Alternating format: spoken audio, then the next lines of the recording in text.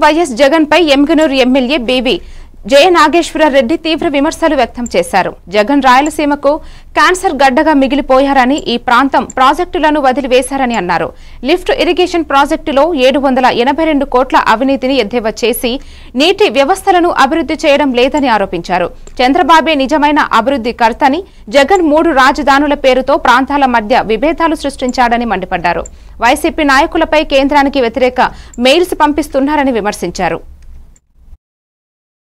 రాయలసీమ ఇదే Rayalaseema lift irrigation అడ్డు పెట్టుకుని రివర్స్ టెండరింగ్ పేరు మీద గుండ్రేవుల ప్రాజెక్ట్ ని, ఆర్టీఎస్ రైట్ కెనాల్ ని, వేదావతి ప్రాజెక్ట్ ని ఆ రోజు ముఖ్యమంత్రిగా నారా చంద్రబాబు నాయుడు గారు శాంక్షన్ చేసి 1986 కోట్ల రూపాయలతో టెండర్లు పిలిపించి ముందుకు తీసుకెళ్తే ఆ ప్రాజెక్టు రివర్స్ టెండర్ మీద ఆపిన ద్రోహి రాయలసీమకు పట్టిన క్యాన్సర్ గడ్డ నువ్వు కదా జగన్. మరి ఈరోజు సూటిగా అడుగుతున్నాం. వైసీపీ పార్టీ నాయకులు మాట్లాడతారు, మేమేదో ఉద్ధరించినాం రాయలసీమని. ఏం ఉద్ధరించారు?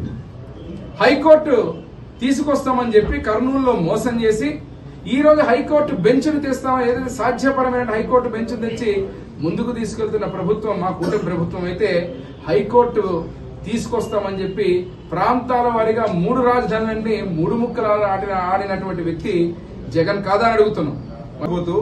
రాయలసీమ ప్రాంత వాసులందరికీ, రైతులందరికీ ఈరోజు నీళ్లు ఇచ్చేటువంటి కార్యక్రమాన్ని చంద్రబాబు నాయుడు గారు చేస్తా అంటే, మీరు రాక్షసుల్లాగా ఒక అభివృద్ధి యజ్ఞం చేస్తున్న వ్యక్తికి అడ్డుపడే విధంగా రాక్షసుల్లాగా అడ్డుపడుతున్నారు.